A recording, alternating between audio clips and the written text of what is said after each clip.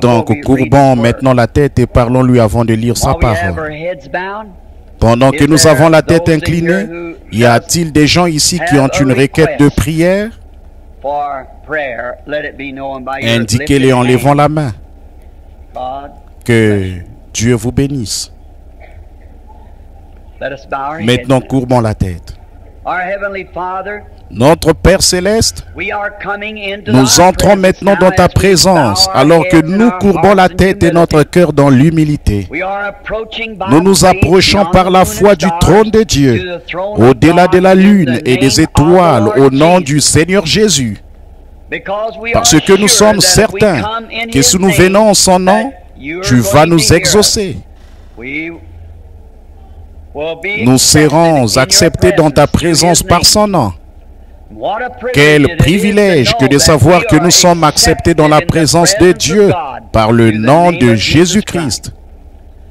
Et il nous a dit, Père, que tout ce que nous demandons en son nom, que toi, dans ta miséricorde et ta grâce abondante, tu pardonnerais nos péchés et nous donnerais ce que nous désirons.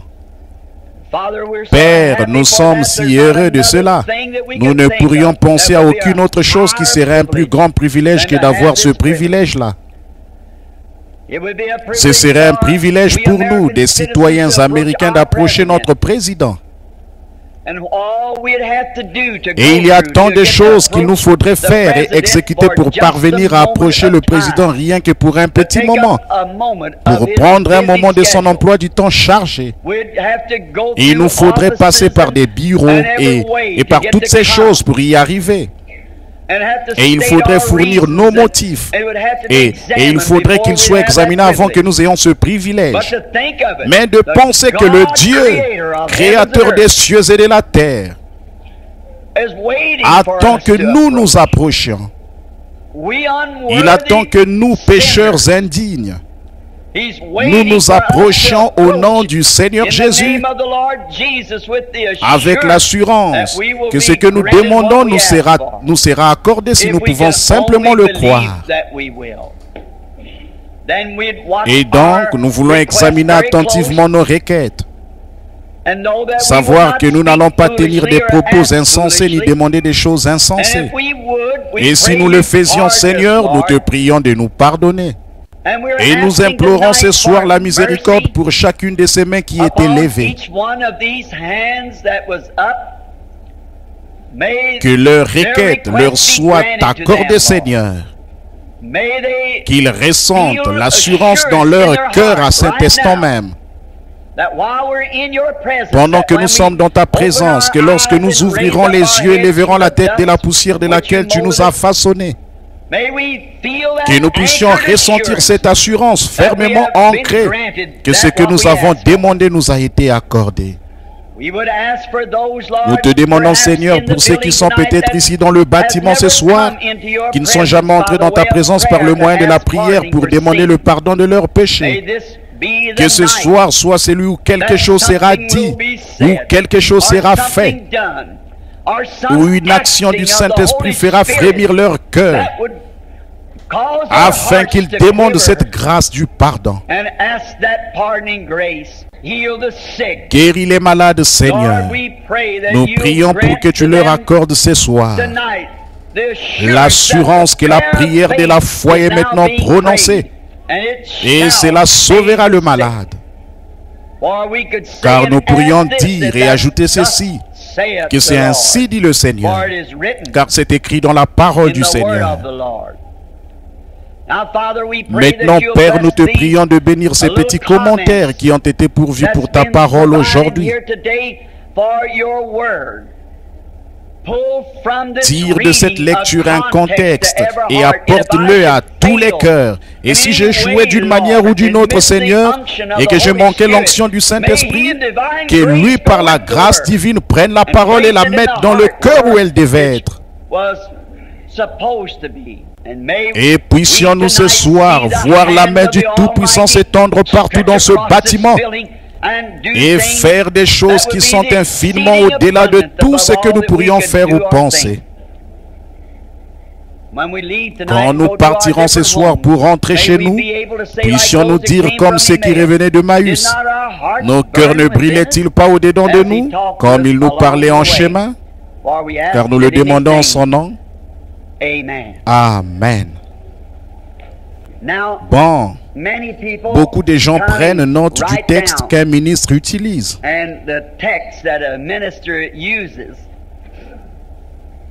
Et si vous le voulez bien, j'aimerais lire deux passages de l'Écriture sainte. C'est dans la Genèse au chapitre 22. Nous lirons ce passage en premier. Puis Jean 12, 32. Nous lirons ce passage de l'Écriture ensuite. Maintenant, dans Genèse 22, nous commençons par le verset 7 du chapitre 22. Et Isaac, parlant à Abraham, son père, dit, « Mon père. » Et il répondit, « Mais voici mon fils. » Isaac reprit, « Voici le feu et le bois. Mais où est l'agneau pour l'Holocauste? » Abraham répondit, « Mon fils, Dieu se pourvoira lui-même de l'agneau pour l'Holocauste. » Et ils marchèrent tous deux ensemble. Et maintenant, dans Jean 12, 32, nous lisons ces paroles prononcées par les lèvres de notre Seigneur. « Et moi, quand j'aurai été élevé de la terre, j'attirerai tous les hommes à moi. » Et maintenant, le texte sur lequel j'aimerais parler est celui-ci. Accepter la voie pourvue par Dieu pour le temps de la fin. Permettez-moi de répéter cela, parce que sur les bandes, je crois qu'ils enregistrent ces messages. Sur les bandes que nous avons, je suppose qu'il y a environ 500 sujets sur lesquels j'ai prêché. Il y en a qui ont un sujet semblable à celui-ci, mais pas identique. Accepter la voie pourvue par Dieu au temps de la fin. Vous savez, il y a beaucoup de voies que les gens suivent, mais en réalité, il n'y a que deux voies qu'un homme peut suivre. La bonne ou la mauvaise voie. Et nous tous ici ce soir, nous sommes sur l'un de ces chemins, le bon ou le mauvais. Il n'y a pas de terrain neutre. Jésus a dit, vous ne pouvez pas servir Dieu et Mammon, ce qui signifie le monde. Soit nous avons raison, soit nous avons tort. Et maintenant, si nous pouvons seulement nous éloigner de notre propre voie, c'est la seule façon qui nous permet d'entrer dans la voie de Dieu. Et Dieu a pourvu d'une voie pour toutes choses. Il a pourvu d'une voie. Et Dieu a pourvu d'une voie pour toutes choses. Il a pourvu d'une voie. Et quand nous avons des ennuis, c'est parce que nous ne suivons pas cette voie. Et que nous y injectons nos propres voies. Et cela entraîne une perversion. Et tout ce qui est perverti n'est pas fiable. Alors Dieu a une voie. Et regardons quelques-unes de ces voies. Prenons quelque chose dans la nature, parce que la nature a été ma première Bible. Je sais que Dieu est un créateur et il a créé la nature. Et il vit dans sa création dans la nature. Prenons par exemple l'arbre. Je viens de m'égarer sous l'un d'eux il y a quelques instants où Billy l'a fait et il avait des branches. Et j'ai remarqué que les feuilles tombaient. Maintenant, nous n'avons jamais pu et nous ne pourrons jamais trouver un meilleur moyen pour un arbre de cacher sa vie pendant l'hiver que le moyen auquel Dieu a pourvu pour lui de cacher sa vie. Maintenant, que se passerait-il si on essayait de fabriquer une autre voie que la voie habituelle prévue pour l'arbre? Que se passerait-il si en août ou en septembre, surtout dans le nord, d'où je viens, si nous devions aller dans le champ des pommiers et prendre une sorte d'instrument et l'insérer dans l'arbre, vers le mois d'août, après que les hommes ont mûri, pour retirer la vie de l'arbre et l'amener dans un endroit bien chaud et la garder là pendant l'hiver, la vie, la sève de l'arbre, la placer dans un contenant bien chaud et la garder là jusqu'au printemps, et alors la réinjecter dans l'arbre. Vous savez, ça ne marcherait jamais. Ce ne serait jamais le cas. Et si on essayait de le faire, ça ne ferait que tuer l'arbre. Mais Dieu a pourvu des moyens de prendre soin de cette vie pendant l'hiver. Dieu a pourvu d'un moyen, sachant que l'hiver viendrait frapper l'arbre. Il a pourvu des moyens pour lui. J'ai eu le privilège de conduire un incrédule de 75 ans à Christ. Grâce à cet exemple, il n'y a pas longtemps, Monsieur Wood, un de mes voisins, il était un témoin de Jéhovah de confession. Et il avait un garçon infirme, il avait une jambe repliée sur elle-même. Et sa femme, je crois, faisait partie du mouvement Anderson de l'Église de Dieu. Et ils sont venus à Louisville, dans le Kentucky, où ils ont vécu dans un petit endroit appelé Crestwood, à environ 50 km de Louisville. Et lors de la réunion là, à l'auditorium, ils ont vu une fille qui avait cette maladie, qui faisait en sorte qu'elle se transformait en craie ou en pierre. Et ça l'avait déjà paralysée bien au-dessus des hanches, au point où elle n'avait pas bougé depuis plusieurs mois. Et ça a commencé par ses pieds. On a prié pour elle un soir et le lendemain, elle montait et descendait les marches en courant aussi vite qu'elle le pouvait. Et M. Wood a amené son fils. Bien sûr, il n'a jamais pu entrer dans la réunion. Et aussitôt après, je suis allé outre-mer. J'y suis allé pour notre Seigneur. Et au retour, j'avais une réunion dans l'Ohio. Et il a amené le garçon qui s'appelait David. Et il était assis tout au fond, à presque un demi-pâté de maison. Et le Saint-Esprit est entré et a dit, il y a un homme ici ce soir. Lui et sa femme sont assis tout au fond à l'arrière. Je ne l'avais jamais vu de ma vie. Et il a dit, l'homme s'appelle Wood. C'est un entrepreneur. Il est un garçon infirme qui a eu la polio. Cela lui a replié une jambe sur elle-même. Mais ainsi dit le Seigneur, le garçon est guéri. Comme il n'était pas habitué à ce genre de choses, l'enfant est resté assis un certain temps. Au bout d'un moment, sa mère a dit, David, pourquoi n'essaies-tu pas de te lever? Et quand il s'est levé, la jambe était tout aussi normale que l'autre. L'homme a vendu son entreprise et est venu s'installer à côté de chez moi. C'était un frère vraiment très aimable. L'autre matin, quand il a su que je venais ici pour une période prolongée, il est... À l'aube, comme je quittais la maison, le voilà debout dans la rue. Il était là à pleurer comme ça. Il faisait de l'autostop comme s'il allait venir avec moi. Et il m'a serré dans ses bras et a continué à descendre la rue. Quel frère merveilleux! Il a été un vrai copain pour moi.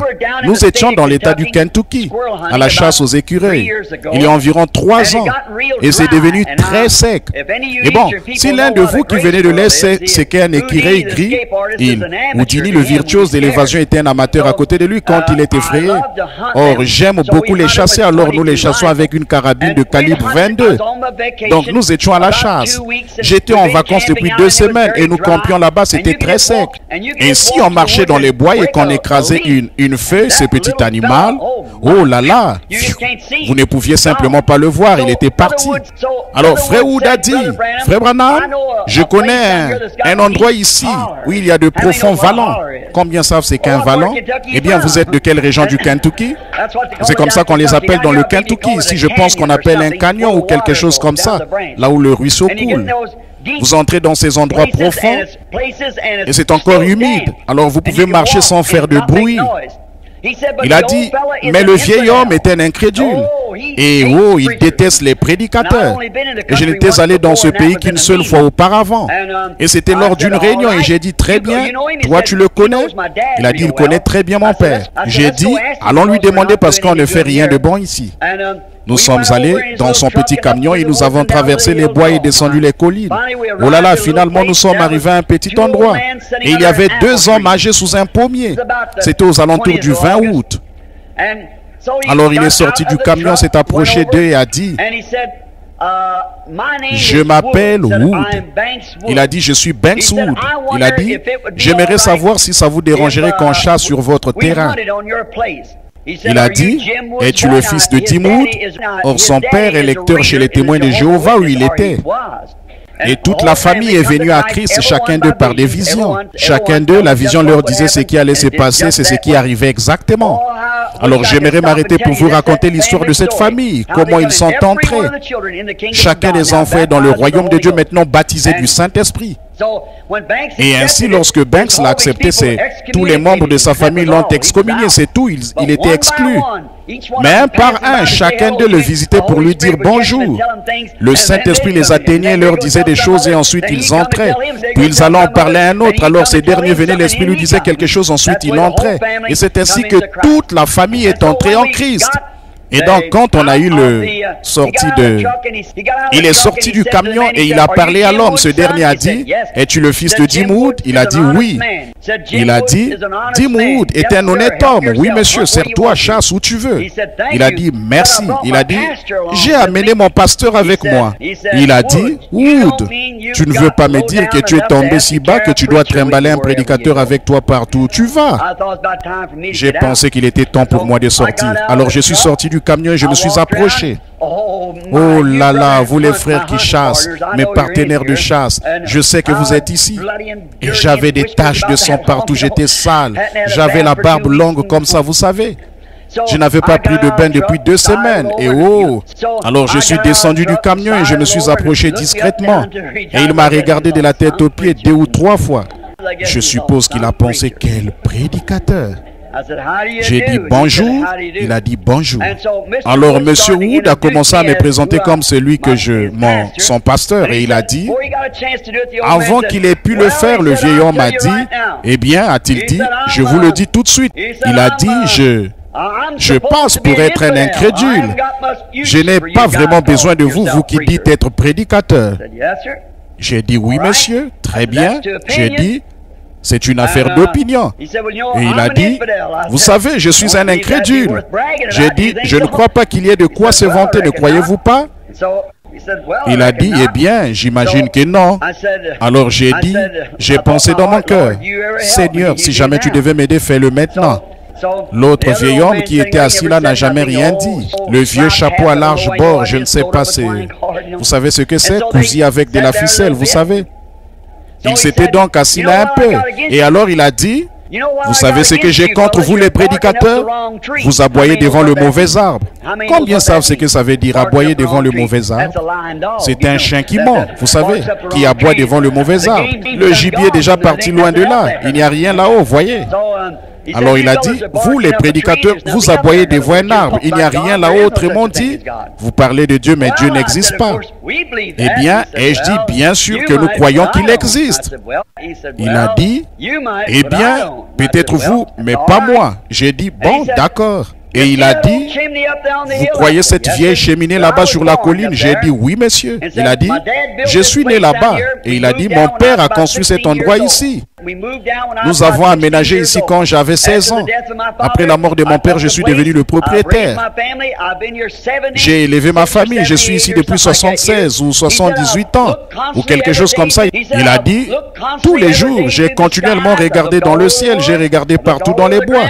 J'ai regardé partout sur le sol et je n'ai jamais rien vu qui ressemble à un Dieu. J'ai dit, eh bien, c'est dommage.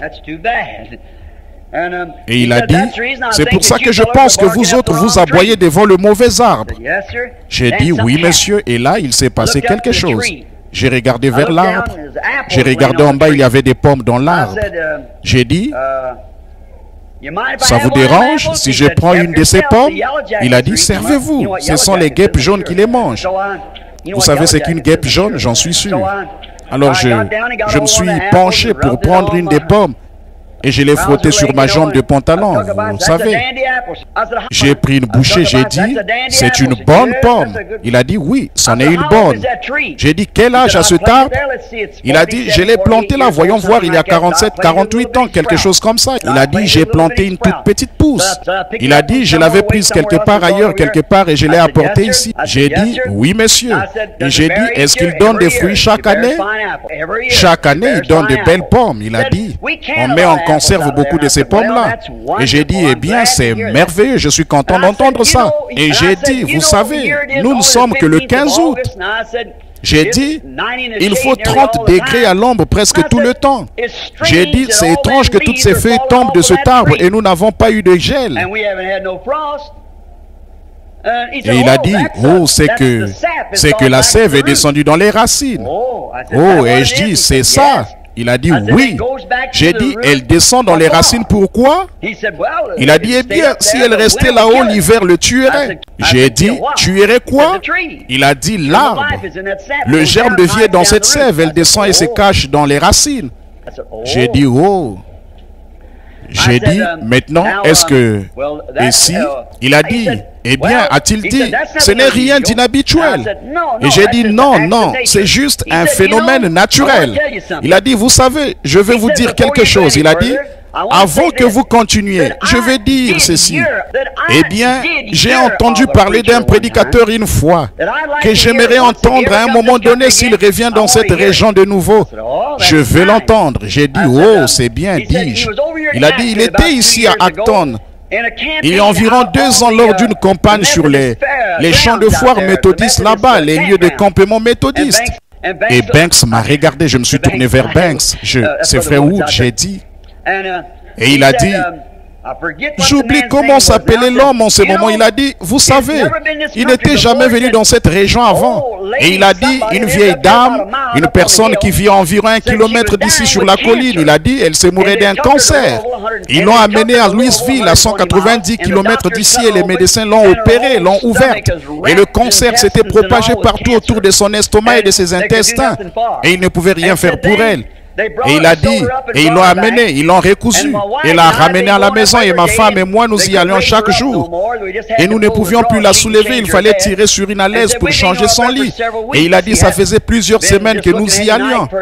Et il s'attendait à ce qu'elle meure n'importe quel soir ou à tout moment. Il a dit, sa sœur vit plus loin là, près d'un autre ruisseau, vous savez. C'est ainsi qu'on nomme ça là-bas. Ce n'est pas une rue, c'est un ruisseau là, près d'un autre ruisseau. J'ai entendu quelqu'un rire, c'est plein de gens du Kentucky ici. Là, eh bien, je suis né près de ce qu'on appelle Little Renox là-bas. Mon grand-père vivait près de Big Renox qui se déverse dans le Burnshill. Le ruisseau Burnshill jusqu'au Little Renox, puis continue jusqu'à la Casey Fork. Et se décharge dans la rivière Kimberlin. Or, c'est juste de l'autre côté de Greenbrier Ridge.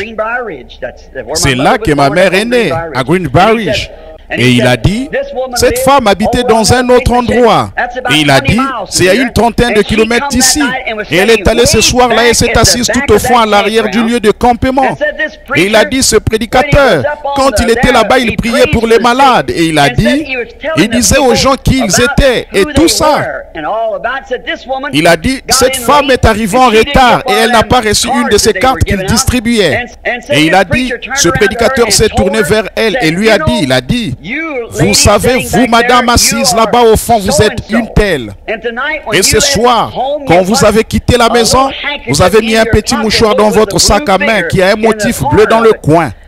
Il a dit, et vous avez une sœur qui s'appelle une telle. Il a dit, elle se meurt d'un cancer de l'estomac. Je viens de le voir dans une vision. Maintenant, prenez ce mouchoir et allez le poser sur elle. Et ainsi dit le Seigneur, elle sera guérie. Il a dit, et la dame, cette nuit-là, on a entendu un bruit de pluie terrible sur la colline. Je croyais que l'armée du salut était là-haut, a-t-il dit, vers minuit. Et nous avons cru que la vieille dame était morte. Et il a dit, vous savez quoi? Ma femme et moi, nous sommes montés le lendemain pour voir si nous pouvions offrir du réconfort tôt le matin. Et elle était là, assise à table avec la cafetière, en train de verser du café. Et elle et son mari mangeaient des chaussons aux pommes frites en demi-lune comme petit déjeuner. J'ai dit, combien savent ce que sont les chaussons aux pommes en demi-lune? Vous savez, je suis chez moi maintenant. C'était juste. Je les aime vraiment et je les aime avec la mélasse de sorgho sur le dessus. J'ai cherché partout ici pour trouver de la mélasse de sorgho. Et si je reviens ici, il me faudra en apporter un seau parce que je vais difficilement m'en passer. Et vous savez, j'en mets beaucoup parce que je suis un peu comme un Baptiste. Vous savez, je ne crois pas au fait d'asperger ces crêpes. Je les baptise complètement bien comme il faut. Et ainsi je verse la mélasse dessus en quantité. Puis il a dit, elle mangeait ça. J'ai dit, j'ai pensé, ça y est. J'ai dit, maintenant vous ne parlez pas sérieusement. Eh bien, a-t-il dit, montez là-bas voir vous-même. Il a dit, c'était il y a 2 ans. Et il a dit, non seulement elle fait ses tâches, mais elle fait les tâches du voisin. Or, voyez, il était en train de me prêcher là. Vous savez, ma mère avait coutume de dire, si on lâche la bride à une vache, elle se mettrait elle-même la corde au cou. Donc c'est à peu près ça. Il s'est mis les pieds dans le plat. À ce moment-là, quand il a dit, montez là-bas voir vous-même. J'ai dit, bon, écoutez monsieur, vous voulez dire que les médecins ont ouvert cette femme et l'ont trouvée atteinte d'un cancer? C'est vrai. Et j'ai dit, et ils l'ont recousu? Vous voulez dire que cet homme là-bas, à 24 km d'ici, a vu cette femme et lui a dit exactement ce qui allait se passer quand on poserait le mouchoir sur elle, et cette femme s'est remise de ce cancer? Il a dit, montez là-bas, je vais vous dire comment vous y rendre. J'ai dit, non, non, je vous crois sur parole. J'ai dit, je vous crois sur parole. J'ai dit, oui monsieur, oui. Je mangeais cette pomme, vous savez, tout ce temps. Je la mastiquais. J'ai dit, c'est une bonne pomme. J'ai dit, je vais vous poser une question. Qu'est-ce qui a fait que cette sève quitte l'arbre et descende dans les racines? Eh bien, a-t-il dit, il le fallait pour préserver sa vie durant l'hiver. J'ai dit, et le printemps prochain, elle va revenir pour produire une autre récolte de pommes? C'est vrai. Et j'ai dit, je vais vous demander quelque chose. Quelle intelligence fait descendre cette sève et dit, voici c'est l'automne. Redescends dans les racines et cache-toi. Si tu ne le fais pas, l'hiver te tuera. Retourne dans les racines et reste là jusqu'au printemps. Et quand ça va se réchauffer, que les conditions seront parfaites, remonte et produis d'autres pommes pour cet homme. Maintenant, vous savez que c'est la vie botanique. Elle n'a aucune intelligence en propre. Alors, dites-moi, quelle intelligence fait descendre cette vie dans les racines de cet arbre? Elle n'a aucune intelligence en propre. Il a dit, c'est simplement la nature. J'ai dit, alors prenez un seau d'eau et mettez-le sur ce poteau là-bas et regardez si la nature va la faire descendre à l'automne et la ramener au printemps. Vous voyez, non monsieur. Qu'est-ce que c'est? Maintenant une petite parenthèse. C'est la voie pourvue par Dieu. Elle n'opère que par la voie que Dieu a pourvue pour elle. Une petite voix dit, descend dans les racines, et la voilà qui descend. Maintenant, elle le fait sans aucune intelligence. Que devrions-nous faire alors que c'est le même Dieu qui nous parle? Nous avons le droit de refuser ou d'accepter, mais la plupart du temps, nous refusons. L'arbre ne peut pas refuser, il ne connaît qu'une seule routine, celle d'obéir à son maître. Eh bien, dit-il, je n'y avais jamais pensé avant. J'ai dit, je vais vous dire ce que nous allons faire. Réfléchissez longtemps à ce sujet pendant que nous allons chasser. Et quand je reviendrai, je vous dirai ce que c'est. Ce qui dit à la sève de cet arbre de descendre dans les racines, d'y rester pour l'hiver et de remonter le printemps suivant. Quand vous découvrirez quelle intelligence contrôle cette vie de l'arbre qui dit, descend dans les racines et remonte, je vous dirai que c'est la même intelligence qui m'a dit d'aller mettre ce mouchoir sur cette femme et qu'elle serait guérie. Il a dit, qui vous a dit? J'ai dit, oui monsieur. J'ai dit, quel était le nom de cet homme? Vous en souvenez-vous? Il m'a dit, je n'arrive pas à m'en souvenir. J'ai dit, ce n'était pas Branham? Il a dit, c'est ça. J'ai dit, je suis frère Branham. Là, à ce moment même, il s'est levé et a saisi mes mains. Il a dit, pour une fois dans ma vie, je vois ce que vous voulez dire. Je l'ai conduit à Christ. L'année dernière, j'y suis retourné. Il était décédé, il était parti. La miséricorde de Dieu. Sa femme était là sous un arbre qui pelait des pommes du même arbre. Je suis allé vers elle et j'ai dit, puis-je aller chasser? Elle a dit, nous n'autorisons pas la chasse. J'ai dit, je suis désolé, j'ai dit, je croyais avoir la permission. Elle a dit, qui vous a donné la permission? J'ai dit, votre mari. Elle a dit, mon mari est mort. J'ai dit, il est mort récemment, n'est-ce pas? Il a dit, oui, il n'a jamais donné de permission aux gens. J'ai dit, sous ce pommier, l'an dernier, j'étais ici et nous parlions de cet arbre. Elle a dit, êtes-vous frère Branham? J'ai dit oui. Elle a laissé tomber le plat de porc. Elle a dit, frère Branham, il est mort dans la victoire de Jésus-Christ. C'était son dernier témoignage. De quoi s'agit-il? De voir tout simplement, non pas d'essayer d'analyser comment tout cela s'est produit, mais ce n'est qu'une chose tout simple. Observer Dieu pour voir des moyens, puis voir une chose se conformer à ses moyens. Voyez, la même intelligence qui dirait à un arbre sans intelligence, descends et cache-toi pour sauver ta vie. Cette même intelligence était celle qui a montré une vision de la femme. Et il a saisi. Il ne pouvait nier aucun de ces deux cas. L'arbre était là et la femme était là. Amen. Voyez, la voie pourvue par Dieu. Ils n'ont jamais non plus trouvé le meilleur moyen pour un poussin de sortir d'une coquille d'œuf que de donner des coups de bec pour s'en sortir. Ils n'ont pas de meilleur moyen. La science n'a jamais été capable de produire autre chose.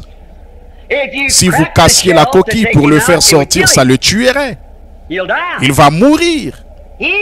Il doit suivre la voie pourvue par Dieu pour vivre. Amen. Ça marche aussi pour les êtres humains. Il est équipé. Avez-vous déjà remarqué un petit poussin quand il sort de sa coquille? Il a un autre petit bec sur sa coquille, un petit grattoir blanc. Et ce petit poussin à l'intérieur, au moment où la vie commence à entrer en lui, il se met à hocher sa petite tête. Et quel est le résultat? Ce petit grattoir gratte la coquille et la mincit. Lorsqu'il a un peu plus de vie, il se met à marteler au moyen de ce petit truc-là. Et une fois qu'il est sorti de la coquille, il n'en a plus besoin. Alors le grattoir se détache et tombe. Et le rôle de cela, c'est de protéger le bout de son bec. S'il n'y avait pas ça, son bec serait déformé et il ne pourrait pas picoter son grain. Oh là là, le moyen de survie donné par Dieu. Dieu lui fournit ce qu'il faut, le moyen de sortir de là. Il n'y a pas de meilleur moyen. N'importe quoi d'autre, ça le tuerait. Il faut qu'il vienne en suivant le moyen fourni par Dieu.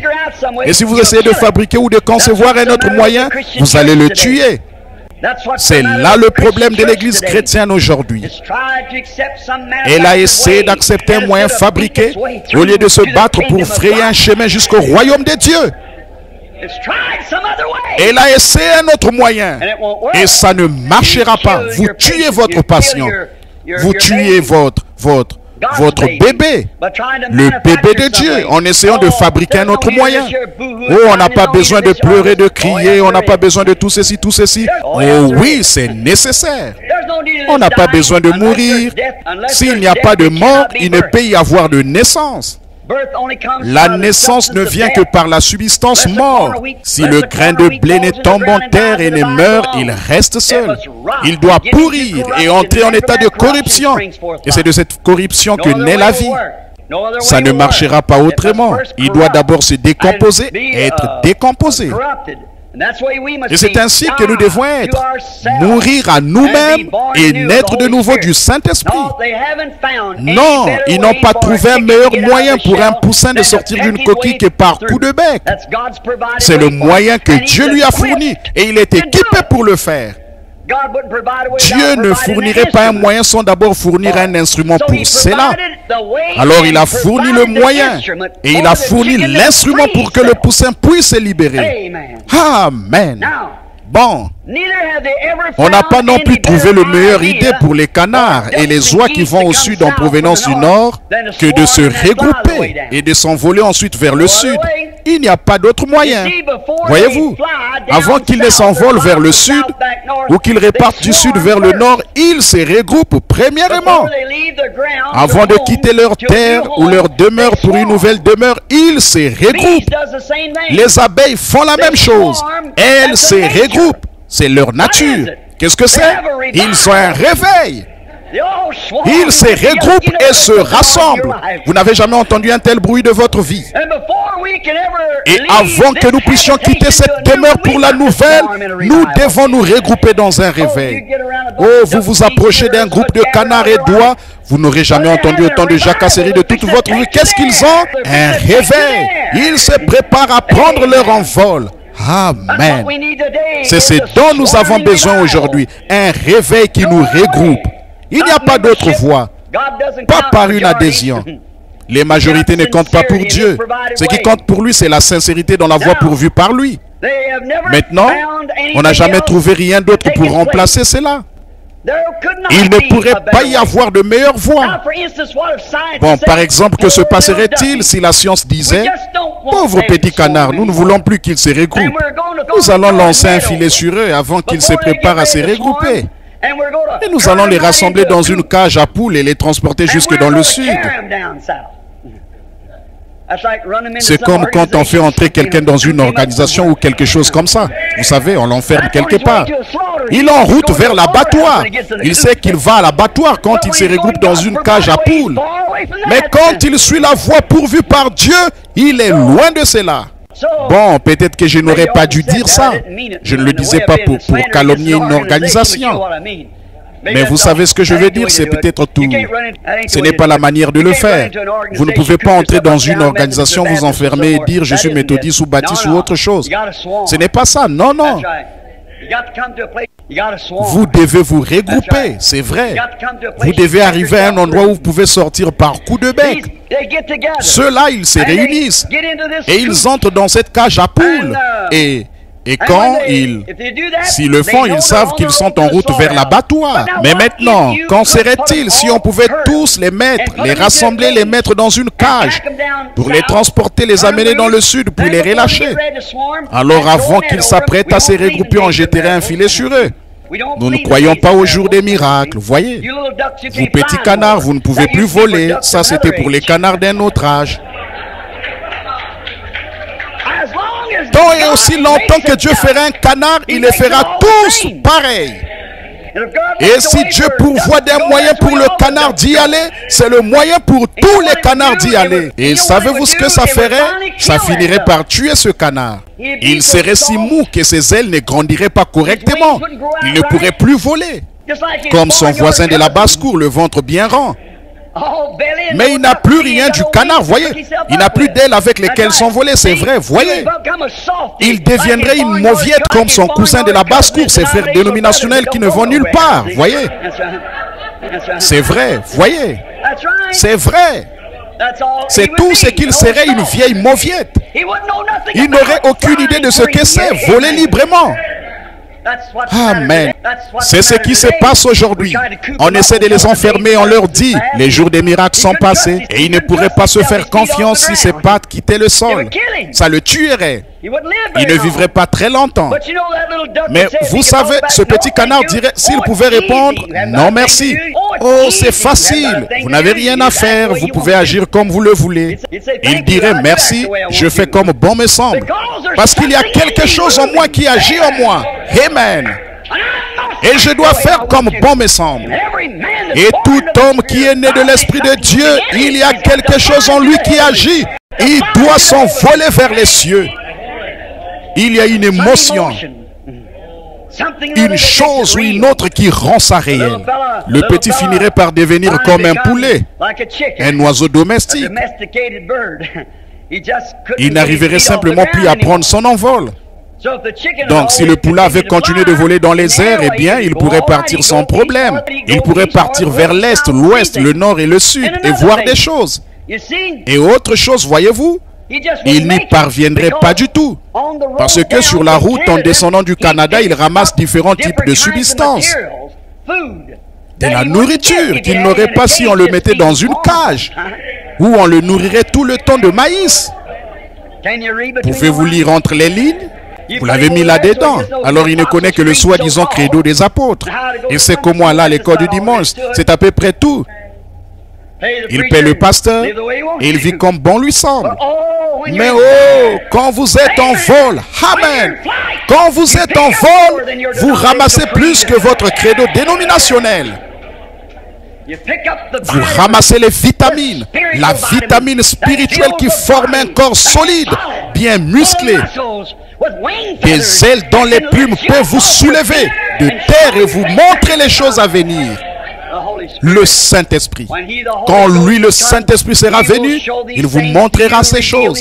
Il vous révélera ces choses que je vous ai dites et il vous annoncera les choses à venir. Oui. Non. Vous ne pourriez pas le mettre dans une cage à poules et l'amener. Ça ne marcherait pas. Non. Si vous le mettez dans une cage à poules, il se dirige vers l'abattoir. L'homme ne pourrait pas non plus choisir une meilleure voie pour lui-même. Vous irez peut-être vers lui pour lui dire: maintenant, monsieur Canard, je vais te dire quelque chose, tu prends la mauvaise direction. Tu dois aller par ici, change de direction, descends la côte ici, ça passe. C'est mieux que la direction que tu as prise. Cette dernière ne marchera pas du tout. Non. Non, ils pensent qu'ils connaissent une meilleure voie que celle pourvue par Dieu pour eux. Mais ils savent. Ou encore, pourriez-vous choisir pour eux un meilleur chef que le chef que Dieu leur a donné? Et l'homme ne pourra jamais choisir un évêque ou une organisation ou quoi que ce soit d'autre qui prendra la place de la conduite du Saint-Esprit pour l'Église. Rien d'autre ne pourrait le faire. La voie pourvue par Dieu. Dieu a pourvu d'une voie pour eux. Un chef inspiré. Et ce chef est inspiré. Eh bien, je les ai souvent observés quand je vais à la chasse au début de la saison. Quand je vais chasser les moutons ou quelque chose comme ça, quand il faut y aller au début de la saison.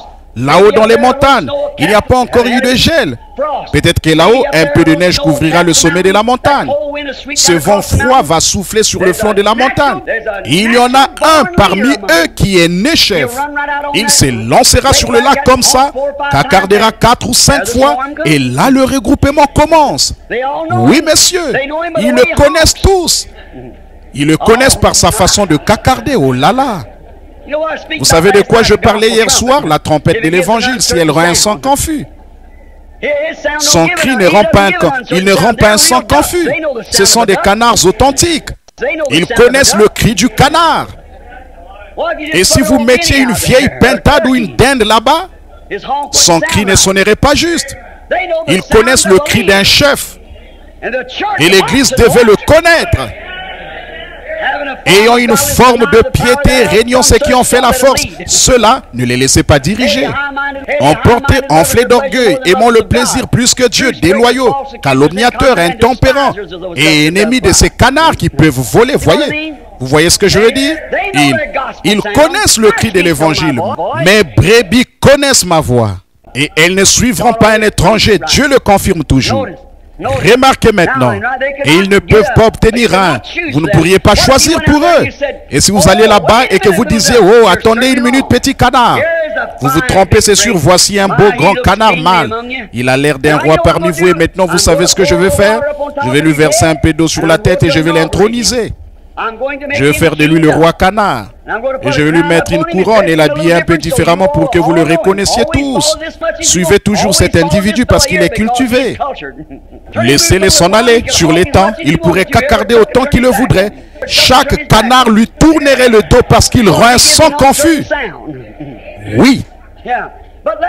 Mais que le petit canard que Dieu a choisi pour être le chef, qu'il cacarde lui et regardez-les tous et regroupés pour un réveil. En quelque lieu que ce soit le cadavre, là s'assembleront les aigles. Il connaît tout à ce sujet. Voyez, donc il a pourvu d'une voie.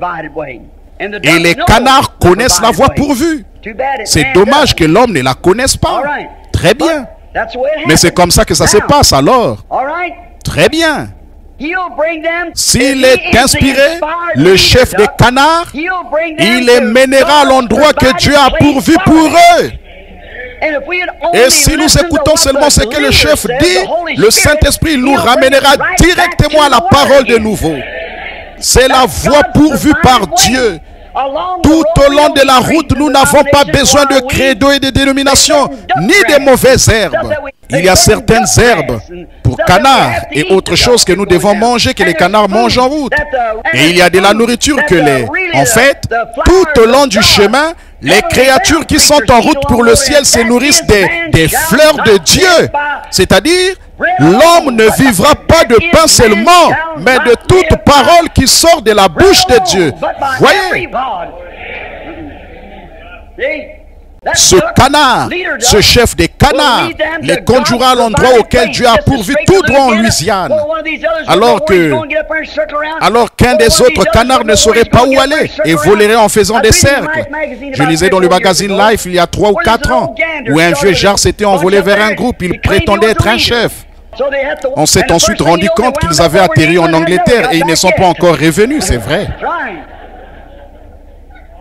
Ils doivent donc faire attention au genre de canard ou de jarre qu'ils suivent. Alors ils disent là-bas en Angleterre, et là ce sont des canards du Canada. Et ils sont arrivés là-bas en Angleterre, ils se regroupent, mais ils ne savent pas quelle direction prendre pour revenir. Oh là là, c'est dommage que l'Église ait trop agi comme ça elle aussi. Elle s'est retrouvée dans un endroit et elle ne sait pas comment revenir. Ils disent, eh bien nous, je sais que grand-maman a dit, parfois grand-maman disait que sa grand-maman avait dit qu'ils avaient l'habitude d'avoir des services de guérison dans l'Église. Ce temps des miracles est passé, vous avez laissé quelqu'un vous conduire sur la mauvaise voie.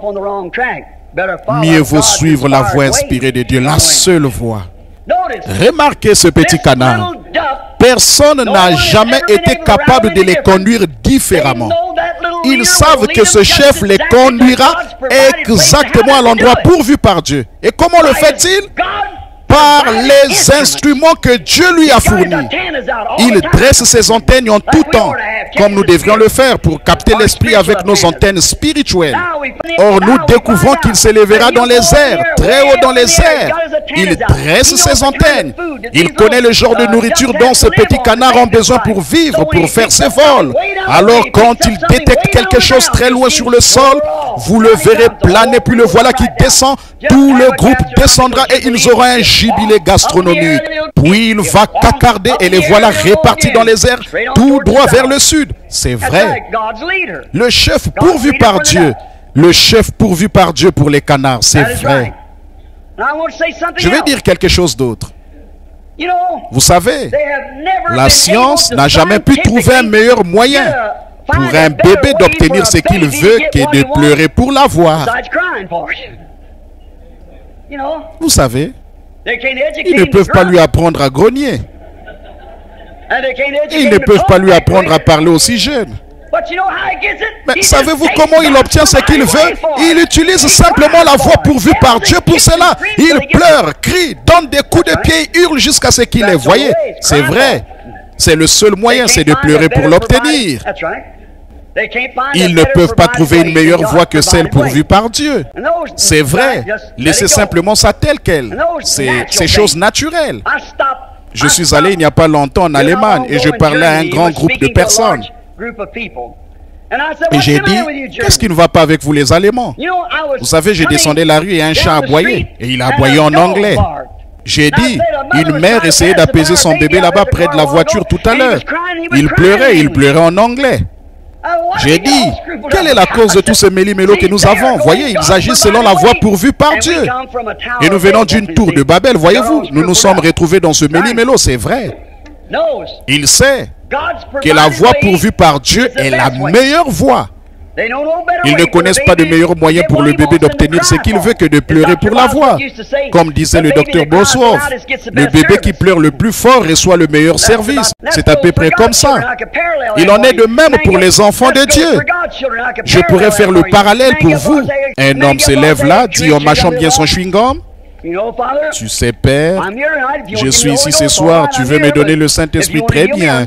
Je suis ici, mais tu veux me guérir, je suis assis ici.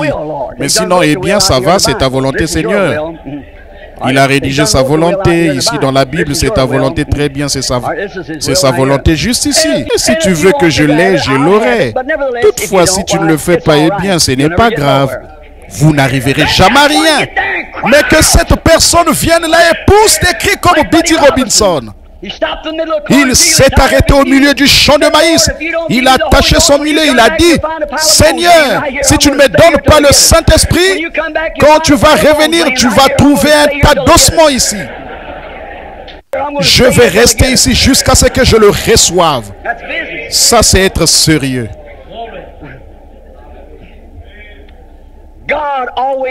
Dieu recommande toujours à son peuple, à ses enfants qui croient, de toujours prendre la voie dont il a pourvu. C'est ça que Dieu avait en tête, de recommander à ses enfants de prendre la voie dont il a pourvu. Réclamez à grand cri ce dont vous avez besoin. Il veut que vous réclamiez à grand cri. Lorsque Pierre a commencé à marcher sur l'eau, il pensait qu'il s'en tirait bien. Voyez-vous comme je me débrouille bien? Il a commencé à couler. Il n'a pas dit, eh bien, je suppose que ça n'a pas marché. Et là, il coulerait au fond. Quelques bulles monteraient à la surface et ce serait tout. Voyez, non, non. Il s'est écrié, Seigneur, sauve-moi. Amen. Et cette main éternelle s'est tendue et l'a relevée. Pourquoi? Il a poussé des cris. C'est ce qui ne va pas avec l'Église. Nous ne restons pas là assez longtemps. Nous ne crions pas assez longtemps.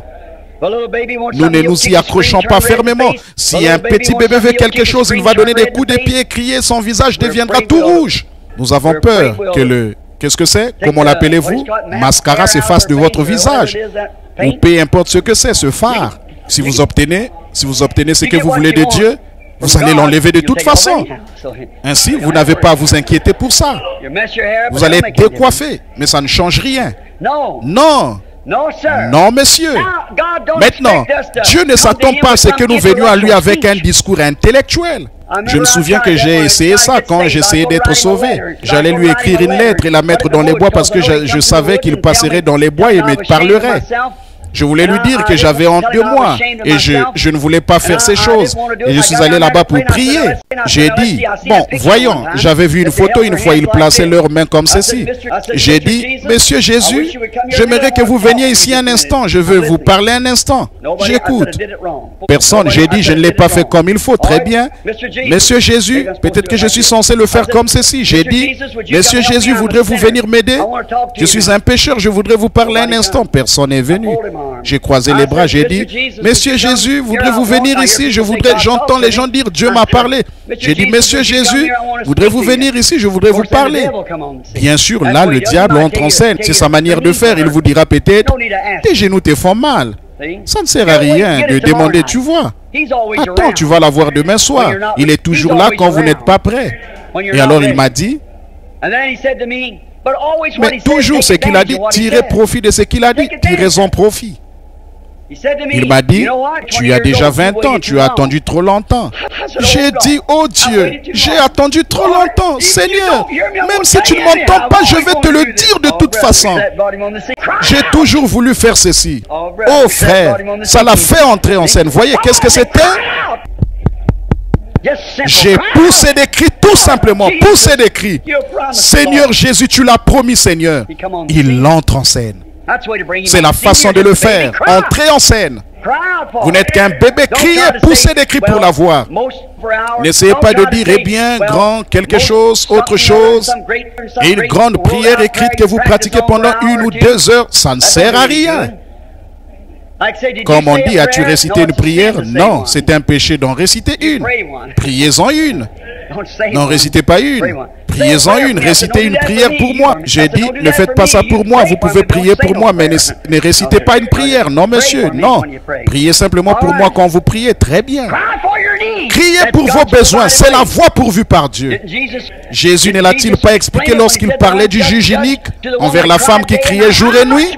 À combien plus forte raison le Père Céleste donnerait-il l'Esprit à ceux qui le réclament à grands cris jour et nuit?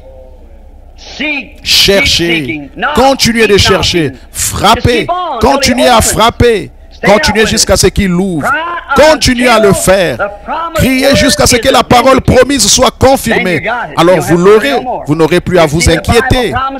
Vous voyez que la Bible l'a promis, alors restez là et criez jusqu'à ce que vous l'ayez.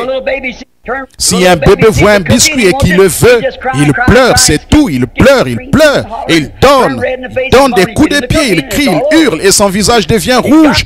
Sa maman lui donne un biscuit et c'est fini. Voyez, il a obtenu ce qu'il a vu, ce qu'il voulait.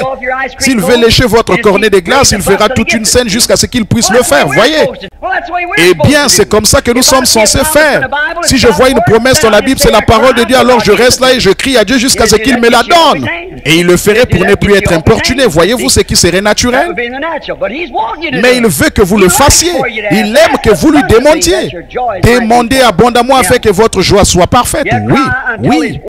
Criez jusqu'à ce que la parole soit confirmée. Le problème, c'est qu'on reçoit un biscuit et on pense que c'est tout ce qu'il y a. Il y a une table bien remplie. On arrive là où on peut parler en langue, nous disons, oh frère, ça y est. Oh non, ça ne l'est pas. Ce n'est qu'une partie, c'est vrai. Oh, j'étais heureux au point de crier, c'est une partie de plus. Mais il y en a encore beaucoup plus. Continuez à crier jusqu'à ce que... C'est la voie pourvue par Dieu pour son peuple. La voie pourvue par Dieu, c'est toujours d'accepter sa parole et de s'y accrocher jusqu'à ce qu'elle vous soit confirmée. Maintenant, me suivez-vous? Dieu, une voie pourvue, accrochez-vous à la promesse jusqu'à ce qu'elle vous soit manifestée. Et souvenez-vous, ce que je déclare là est enregistré. Que toute promesse de Dieu dans la Bible, si c'est sous condition là, ce n'est pas simplement parce que vous croyez qu'elle est là que cela va la faire s'accomplir. Les pharisiens et les sadducéens étaient aussi religieux qu'ils pouvaient l'être avec ces sacrements. Mais Dieu a dit, il me pue au nez. Voyez, il n'y avait pas de sincérité. Il n'y avait pas là ce qui aurait dû y être. Il vous faut revenir sur la base d'une promesse et sur votre attitude mentale à l'égard de cela. Regardez ces 400 sacrificateurs ces jours-là, ou ces prophètes qu'Akab avait là-bas. Ils ont dit, Ramoth en Galate nous appartient. Josué a divisé cela par le Saint-Esprit et les Syriens s'en sont emparés. Et un prophète a dit, bon, regardez, c'est fondamentalement vrai. Là, il était un vrai baptiste. Et il a dit, c'est tout à fait vrai, c'est la promesse fondamentale. La promesse. Cette terre nous appartient. Il lui a donc fabriqué 2 grosses cornes et a dit, monte là-bas, prends ces cornes et repousse complètement les Syriens. Cela appartient à Israël, c'est vrai, fondamentalement c'était vrai. Mais qu'a dit le petit Michée? Il a dit, j'ai vu Israël dispersé comme des brebis sans berger. Voyez, Akab, cet hypocrite là-bas, laissait Jézabel le mener par le bout du nez. Elle faisait tout. La véritable parole de Dieu qui est venue par le prophète avait maudit cette chose. Et comment Dieu pouvait-il bénir ce que le prophète avait maudit au nom du Seigneur? Voyez, ce n'est pas possible. Peu importe combien nous sommes une nation religieuse, peu importe nos origines, la chose est corrompue et corrompue. Elle est finie. Peu importe l'importance de notre vie dans l'église selon une organisation, nous y croyons, c'est bon, très bien. Mais la chose est corrompue. Dieu les a mises sur l'étagère et elles y sont restées. Et nulle part dans l'histoire, l'une d'elles ne s'est jamais relevée. Donc c'est mal, c'est fini, c'est retranché. Ça ne vaut rien. Sa parole est toujours ce qu'il veut voir être confirmé. Et elle ne sera confirmée qu'à certaines conditions. C'est lorsque vous remplissez ces conditions. Vous avez vu des gens qui peuvent prendre la parole de Dieu, qui peuvent la faire vivre. Et d'autres viennent avec la même parole et ne peuvent rien faire avec elle. C'est sous condition, c'est vrai. Regardez ici. Je vais vous en montrer un exemple dans la Bible. Israël était en route vers le pays promis. Voici Moab qui était de la même religion exactement. C'était l'enfant de la fille de Lot. Et remarquez quand Balaam est venu, c'était Dieu qui lui parlait. Il a érigé 7 autels, tout comme Israël avait 7 autels. Il a mis 7 sacrifices purs, des taureaux sur l'autel. C'est exactement ce qu'Israël avait. Et une autre chose, il a mis 7 béliers, ce qui annonçait la venue d'un Messie. C'est exactement ce qu'Israël avait. Fondamentalement, ils avaient tous les 2 raisons, fondamentalement. Mais c'était sous condition. Amen. Il n'a pas reconnu la véritable promesse de Dieu. C'était la même chose lors de la venue de Christ. C'est la même chose qui s'est reproduite aujourd'hui. C'est sous condition. C'est vrai. Job. Dieu faisait quoi? Pourvoyait d'une voix. Job, un prophète, avait besoin d'un consolateur. Maintenant, écoutez bien. Mon temps est écoulé. Job avait besoin d'un consolateur. Et les hommes ont essayé de lui fournir cette chose, mais ils n'ont pas pu le faire. Ce qu'il faisait amener toujours Job à dévier. Mais Job revenait tout de suite. Il avait besoin d'un consolateur. Dieu a pourvu d'un consolateur pour lui quand il lui a donné une vision de Jésus-Christ. Et il s'est écrié, je sais que mon Rédempteur est vivant. Mon Rédempteur. Il n'y en a qu'un seul. Et au dernier jour, il se tiendra sur la terre. Maintenant, souvenez-vous de la vision. Vous avez dit mon Rédempteur. Il lui a montré Christ. Christ est la parole.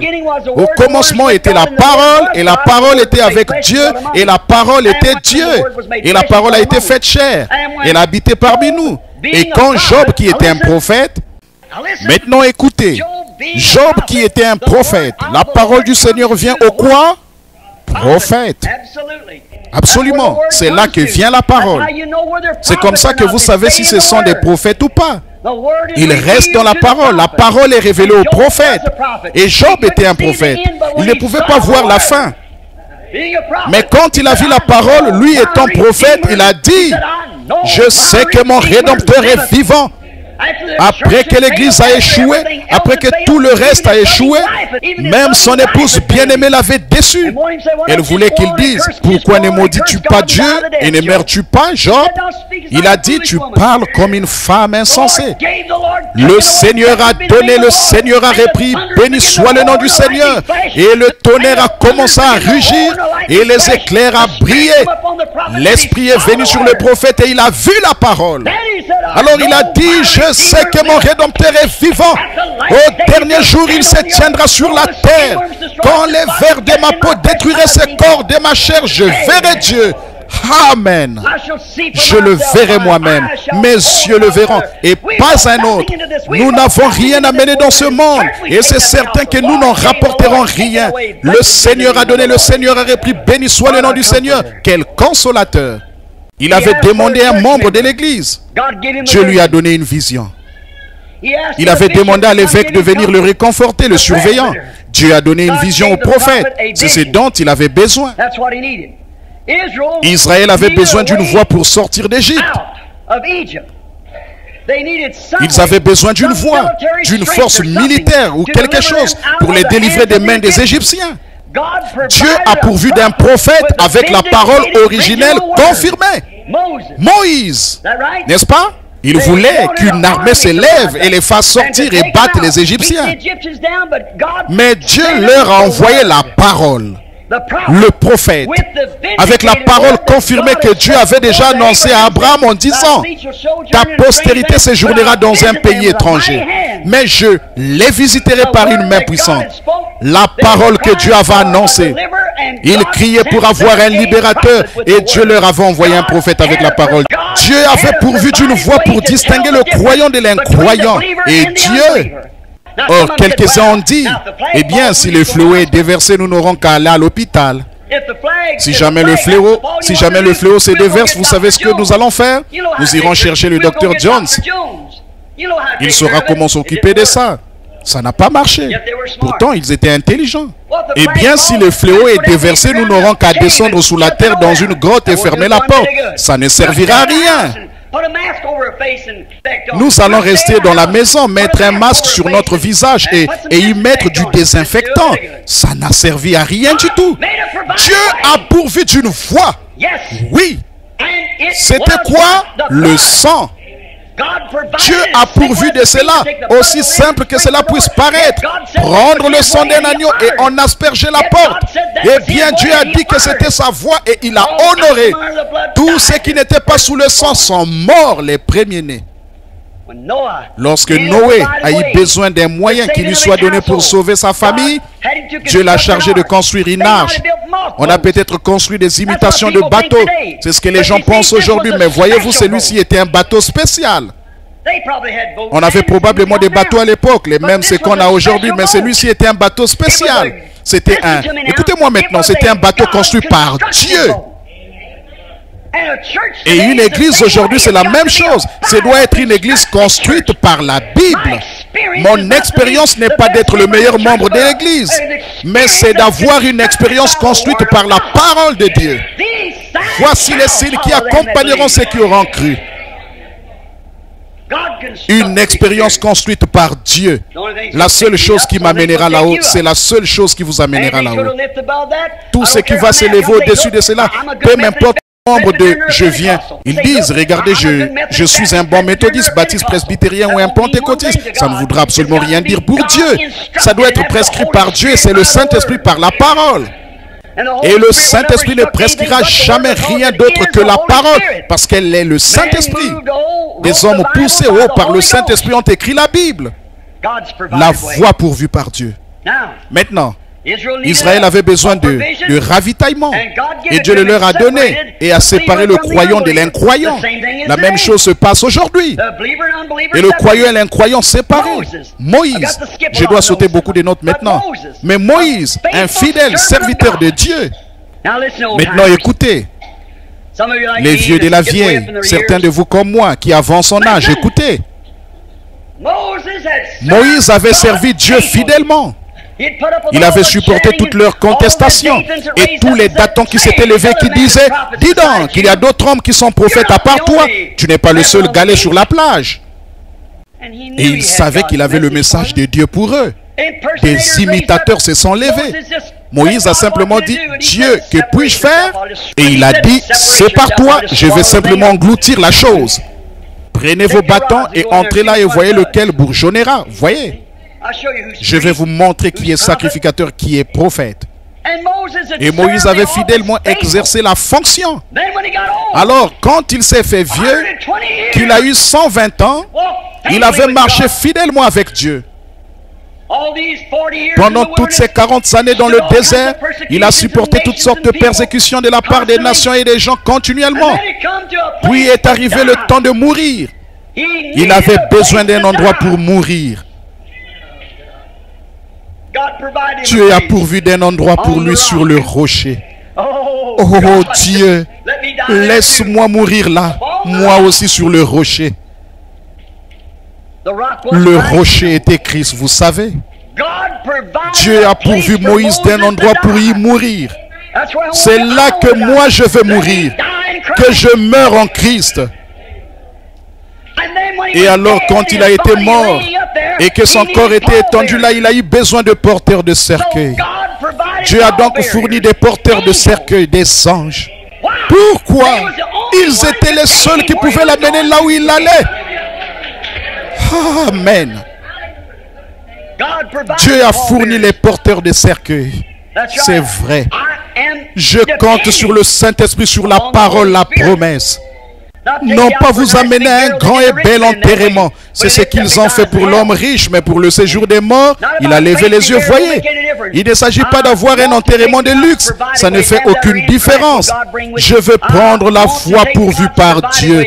Ceux qui sont en Christ, Dieu les ramènera avec lui quand il viendra. Voilà le moyen pourvu. Dieu a préparé un endroit pour que son fidèle prophète y meure. Enoch, après avoir marché 500 ans avec Dieu, Dieu lui a dit, Enoch, tu n'auras pas à mourir.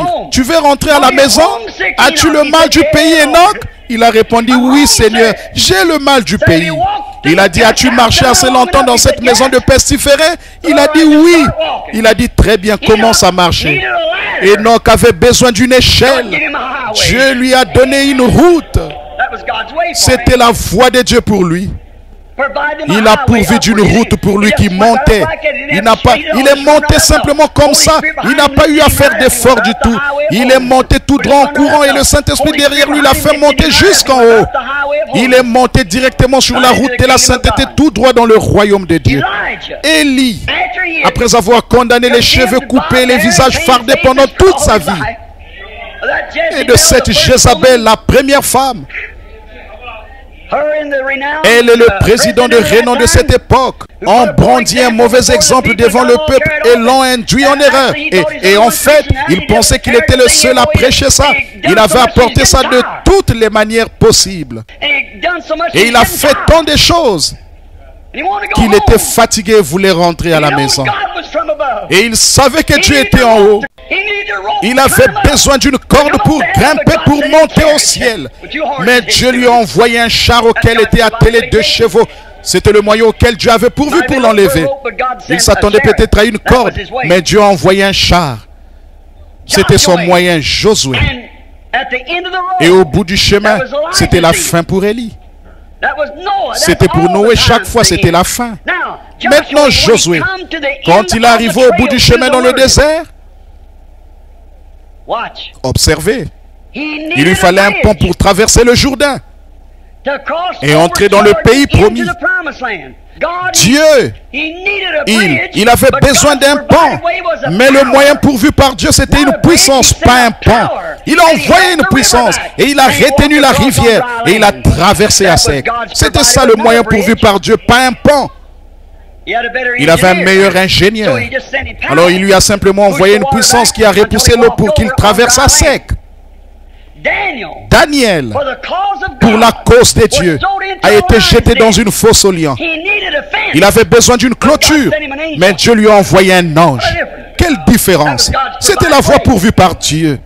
Il avait besoin d'une clôture, mais Dieu lui a envoyé un ange. C'était une bien meilleure clôture. Il vous donne toujours mieux ce que vous demandez toujours. Oui. Il avait besoin d'une clôture. Dieu lui a envoyé un ange. Les enfants hébreux, ils avaient besoin d'eau pour éteindre ce feu.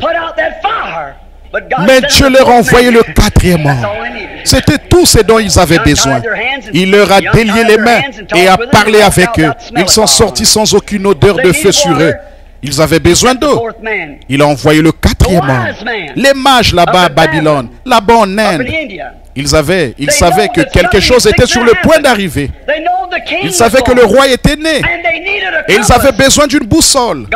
Dieu leur a envoyé une étoile pour les conduire au roi. Voyez, ils ont suivi la voie pourvue par Dieu. Je peux imaginer certains d'entre eux dire, dis donc, Belshazzar, tu sais, tu es un grand homme, as-tu apporté ta boussole? Il a dit non. Eh bien, comment vas-tu te rendre là-bas? Je vais suivre la voie pourvue par Dieu. Voilà la façon de faire. Comment vas-tu te rendre là-bas? Par la voie pourvue par Dieu. Qu'est-ce que c'est? Cette étoile, c'est ça. C'est la voie pourvue par Dieu pour nous. Ils avaient besoin d'une boussole et Dieu leur a donné une étoile. Le monde avait besoin d'un sauveur un jour. Et Dieu a donné son fils. Quand il est venu, ils ne l'ont pas reconnu. On ne voulait pas de lui. Il disait qu'il voulait un sauveur. Mais quand Dieu l'a envoyé à sa manière, il demandait un roi. Dieu leur a donné un bébé. Il voulait un homme puissant pour écraser Rome. Dieu leur a donné un petit bébé qui pleurait dans une étable. Vous voyez? Mais c'était la voie pourvue par Dieu, nous. Mais ils ne voulaient pas accepter cela de la manière dont Dieu l'avait envoyé. Ils voulaient avoir cela de la manière dont eux le voulaient, voyez. Alors c'est pourquoi ils ont sombré dans le chaos. Parce qu'ils n'ont pas accepté sa manière de faire. Il y en avait quelques-uns qui l'ont accepté. C'est là que l'Église est née, à la Pentecôte. Après que Jésus les avait commissionnés d'aller par tout le monde et de prêcher l'évangile à toute la création, voici les signes qui accompagneront ceux qui auront cru. Il leur avait dit quoi faire. Il leur avait dit de monter dans la ville de Jérusalem et d'attendre. Ils avaient besoin d'une charte. Ils avaient besoin d'une charte. Ils voulaient rédiger un credo. Dieu leur a donné le Saint-Esprit. Oh! Ils avaient besoin d'une dénomination, mais Dieu leur a donné un esprit. C'est tellement différent la manière dont Dieu fait les choses. Le Saint-Esprit était la voie pourvue par Dieu pour conduire l'Église, pas un évêque. Le Saint-Esprit, c'était ça, c'était leur charte. Et depuis ce jour-là jusqu'à aujourd'hui, c'est la charte de tous les véritables enfants nés de nouveau. Le Saint-Esprit. Maintenant, après 2000 ans, mes amis, nous terminons dans quelques instants. Maintenant, après 2000 ans, l'homme est déterminé à avoir sa propre voie. Il s'est créé une charte. Il s'est créé un code d'éthique fait de main d'homme. Et qu'a-t-il fait? Cela a causé une grande apostasie. Ils ont abandonné la vérité. Ils ont suivi. Les gens ne savent pas quoi faire. Les credos, les dénominations, toutes sortes d'ismes, de sensations. Et tout le monde dit, la Bible dit ceci, ils vont en accepter cette partie-ci, mais n'en accepteront pas cette partie-là. Ils ne suivent pas la charte, par conséquent, ils dévient. Et après toutes ces années, alors que nous avons 900 ans et quelques différentes organisations du christianisme, et que chacune condamne l'autre et elle dit ceci est bien et elles ont tort, ceci est bien et cela est mal et ainsi de suite. Et les pauvres gens sont confus qu'ils ne savent pas ce qui est bien et ce qui est mal. De quoi avons-nous besoin? Il nous faut revenir sur la route, revenir à la charte. De quoi avons-nous besoin? Nous avons besoin d'un signe scripturaire authentique de la vérité. La vérité de l'évangile confirmée. Et c'est dont l'Église a besoin pour cette voie du temps de la fin. Dieu a promis de leur donner un signe pour ces derniers jours. Vous souvenez-vous quand Jésus parlait et a dit: la reine du Midi se lèvera dans les derniers jours et se lèvera et condamnera cette génération. Elle est venue des extrémités de la terre pour entendre la sagesse de Salomon. Il avait un esprit de discernement. Comme elle est venue de très loin pour voir cet esprit de discernement, il a dit, il y a ici plus que Salomon. Il a dit aussi, comme le prophète Jonas, de même qu'il a été dans le ventre du grand poisson pendant 3 jours et 3 nuits, de même le Fils de l'homme devrait être 3 jours et 3 nuits dans le sein de la terre. Et il a dit, une génération méchante et adultère cherchera un signe. Si ce n'est pas ce signe, ou cette génération, je ne sais pas où elle est. Une génération faible, méchante, qui fréquente l'église, une génération adultère. Elle chercherait un signe, et il a dit qu'elle en obtiendrait un. Car de même que Jonas a été dans le ventre du grand poisson pendant 3 jours, de même serait le Fils de l'homme dans le sein de la terre. Mais il y aurait une résurrection comme Jonas qui est sorti du ventre du grand poisson. Malachie, chapitre 4, nous a promis que dans les derniers jours, qu'il viendrait un message qui ramènerait le cœur des enfants à la foi des pères, la foi originelle des pères. Ils l'ont promis. Jésus l'a promis. La foi des croyants du temps de la fin verra le signe messianique originel. Remarquez, s'il est ressuscité des morts et que les credos l'ont expulsé toutes ces années et qu'ils ont nié cette vérité, alors la chose que nous devons chercher dans les derniers jours, c'est un retour à la foi originelle, à la foi des premiers pères pentecôtistes. Ils ont vu sa résurrection. Et aujourd'hui nous voyons sa résurrection, le signe de sa résurrection. Jonas a été dans le ventre du grand poisson 3 jours et 3 nuits. Et le 3e jour, il est sorti du grand poisson. Jésus est ressuscité des morts après avoir passé 3 jours dans son ventre. Pendant 2000 ans, il a été absent de l'église. Mais il a promis par Joël, c'est qu'a laissé le gazam, le asile l'a dévoré. Mais je remplacerai, dit le Seigneur, tout ce que le gazam, le asile, la sauterelle et ainsi de suite ont dévoré. Je le remplacerai dans les derniers jours. Le prophète a dit, vers le soir la lumière paraîtra. Le même soleil qui brille à l'est brille à l'ouest. Ça a été un jour sombre. Ils se sont unis et introduit des credos et ces choses. Mais vers le soir, la lumière paraîtra. Le même soleil, les mêmes résultats, les mêmes signes, les mêmes prodiges. Le temps du soir. Comment a-t-il prouvé qu'il était le Messie? Maintenant la question c'est, après qu'on a fortement critiqué cela pendant 2000 ans, est-il toujours le Messie?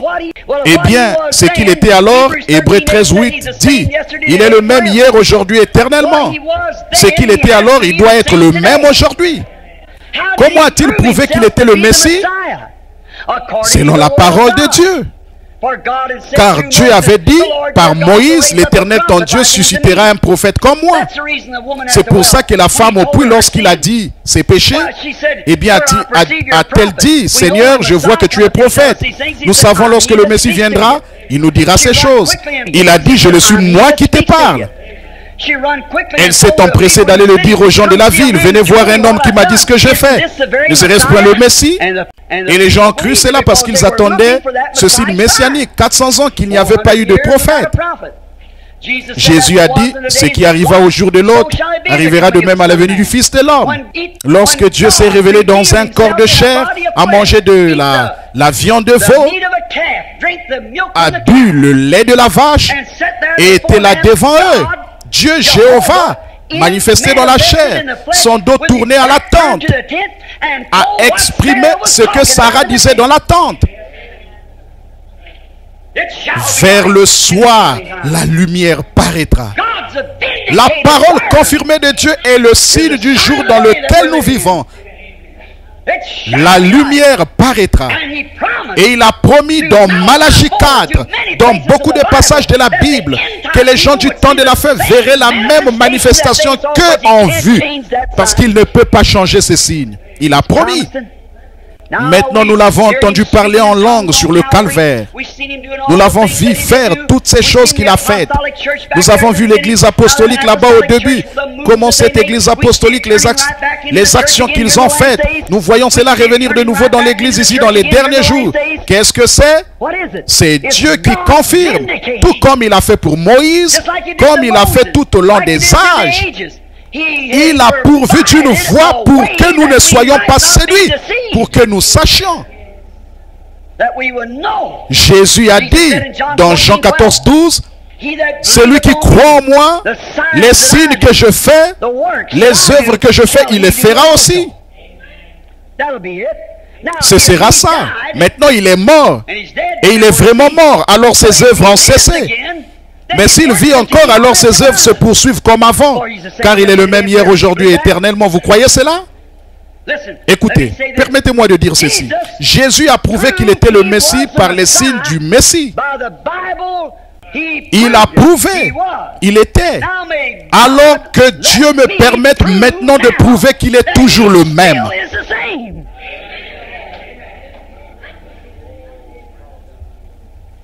Vous le croyez?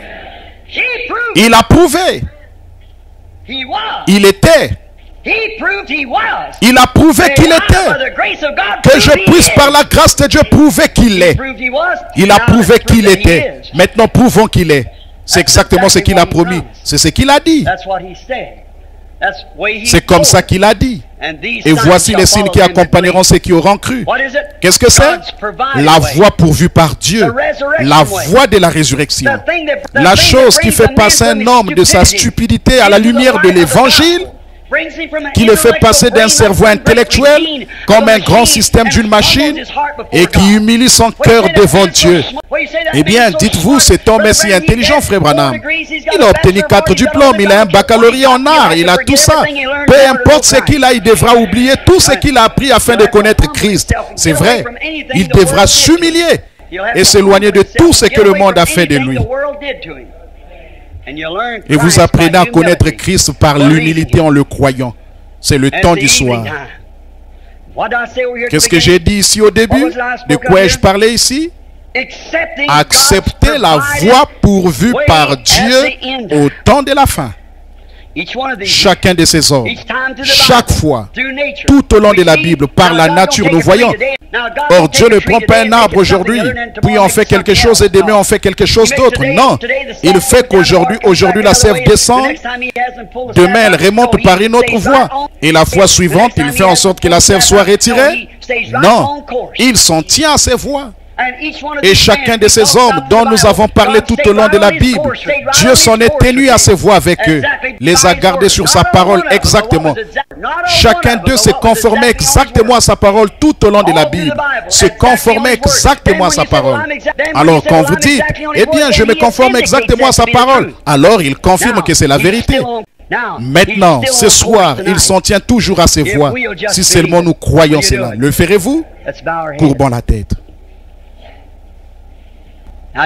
Soyez aussi respectueux que possible pendant un instant. La voie pourvue par Dieu, afin d'amener les croyants à une foi qui les enlèvera. La voie de Dieu, la voie dont il a pourvu pour amener les croyants à la foi de l'enlèvement. Avant de faire l'appel à l'autel, j'aimerais dire ceci. Je me sens conduit à faire ceci. Y a-t-il des malades dans le bâtiment? Levez la main. Je vais vous demander de rester tranquille, de rester silencieux encore une minute. Bon, nous serons sortis dans 5 minutes si vous êtes très respectueux. Là, voyez-vous, quand vous dérangez quelqu'un. J'ai tout ici sous le contrôle du Saint-Esprit. Il me faut l'avoir afin d'accomplir ceci. Dieu a fait la promesse. Ce n'était pas moi, c'est lui qui a fait la promesse. Maintenant, pour autant que je sache, il y a quelques personnes ici que je connais. Il y en a certaines que je ne connais pas. En fait, je peux voir environ, je pense, 4 personnes que je connais. Et l'une d'elles, c'est frère Williams ici, et frère Rose, je les connais. Et maman Charit, qui est assise là, près de la porte, moi, bien sûr, je la connais. Voici sœur Williams assise ici, je la connais. Et cette dame assise juste là, environ 2 rangées devant moi ici, elle travaille dans un magasin de tissus. Et c'est une amie de la famille. Je ne connais pas son nom, mais je crois qu'elle est membre de l'église de frère Outlaw là-bas. Je pense que c'est juste. Et puis je vois frère Doche et sœur Doche de l'Olio assis ici. J'ai entendu frère Sotman quelque part par là dire Amen il y a un moment. J'observe et en regardant, c'est à peu près toutes les personnes que je connais ici. Combien d'entre vous sont malades et savent que je ne vous connais pas? Levez la main. Vous savez que je ne sais rien à votre sujet. Levez la main. Très bien. Ayez seulement la foi maintenant et croyez. Maintenant, si je vous ai dit la vérité, Dieu est obligé de confirmer cette parole comme étant la vérité. Pas vrai? C'est vrai. Eh bien, ce sera alors la voie pourvue, selon ce que j'ai dit ce soir. C'est la voie pourvue par Dieu pour vous dire, ceci est la vérité. Parce que tout le monde sait que c'est totalement impossible. Ce serait un miracle que la science ne peut pas expliquer. Vous ne pouvez pas expliquer un miracle, c'est au-delà de l'explication. Et si Dieu devait parler ici ce soir à quelqu'un qui sait que je lui suis inconnu et lui disait ce qu'il a fait, ou ce qu'il n'aurait pas dû faire et ce qu'il fera, ou ce qu'il devra faire, ou quelque chose tout comme Jésus l'a fait quand il était sur la terre, il s'est fait connaître au public par ce signe messianique. Combien savent? Dites Amen. Alors, l'Église le croit. C'est la seule voie. Les gens, quand il a fait cela, la femme a touché le bord de son vêtement. Il s'est retourné et a dit, qui m'a touché? Physiquement, il ne l'a pas senti, mais c'était sa foi qu'il avait fait. Maintenant, vous pouvez avoir ce genre de foi. Si vous priez simplement et que vous dites, Seigneur Jésus, enlève tout doute de moi. Enlève mes doutes et fais que je croie ceci. Je suis profondément dans le besoin et je viens ce soir car la Bible dit que Jésus-Christ est le souverain sacrificateur touché par le sentiment de notre infirmité. Savez-vous que ce signe, ce miracle n'a pas été accompli dans l'histoire depuis la mort du dernier apôtre? C'est vrai. Je viens de passer en revue tous les livres d'histoire que je connaisse, les Babylone d'Islop. J'ai parcouru les pères pré-nicéens, le concile de Nicée et l'après-Nicée. J'ai parcouru tous ces livres. Je n'ai trouvé nulle part dans l'histoire de Martin Luther, John Wesley, le réveil du pays de Galles. Ils pleuraient, criaient, louaient Dieu et finalement ils se sont mis à parler en langue. Et alors ceci est censé être le dernier signe. C'est la dernière chose que Sodome a vue avant de brûler. Et souvenez-vous, il ne l'a pas révélé à Sodome. Il a révélé à Abraham, le choisi et l'élu. Et le don n'est pas envoyé aux églises mondaines là-bas. Si vous remarquez, il est envoyé à l'église élue. Ce sont eux qui en bénéficient. Ce sont eux qui vont le recevoir. Si cela se faisait là-bas, ils diraient la même chose qu'ils ont dit quand lui a accompli cela. C'est Belzébuth, l'un diseur de bonne aventure. Et quiconque sait ce qu'un diseur de bonne aventure, c'est que c'est une chose insensée même de dire cela. Ils ne connaissent pas les principes premiers de la télépathie ou de la divination. C'est une œuvre du diable qui essaie de copier l'œuvre de Dieu. Dieu présente un prophète, le diable est un médium. Les deux sont assez proches l'un de l'autre. Jésus a dit que cela tromperait presque les élus si c'était possible. C'est vrai, nous avons beaucoup d'imitations. Il a dit, de même que Janès et Jambres s'opposèrent à Moïse, de même feront ces hommes étant corrompus d'entendement, réprouvés en ce qui concerne la vérité. Mais leur folie sera découverte. Maintenant, au nom de Jésus-Christ, le Fils de Dieu, je prends cet auditoire sous mon contrôle, mais pour le Saint-Esprit, par le Saint-Esprit au nom de Jésus-Christ. Je vous demande, en tant que croyants, de ne pas bouger, restez tranquille. Et vous croyez que Jésus-Christ est le même hier, aujourd'hui, éternellement, que je suis ici pour faire connaître ses œuvres et ses voies. J'ai été très réticent sur ces choses pendant les 15-16 années où j'ai été sur le champ de mission. Mais une heure vient où quelque chose est sur le point d'arriver. Le message ira vers une autre nation, un autre peuple.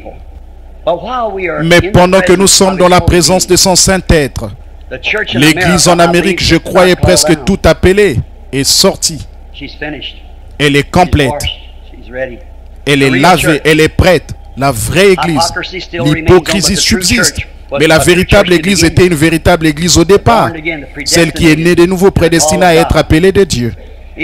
Si vous croyez de tout votre cœur, je vous demande de prier, de dire, Seigneur Jésus, dans votre cœur, permets que je touche ton vêtement. Et comment saurais-je que tu es toujours le même souverain sacrificateur? Parle-moi par les lèvres de Frère Branham. Et s'il m'a dit la vérité, c'est ce que je crois qu'il a fait.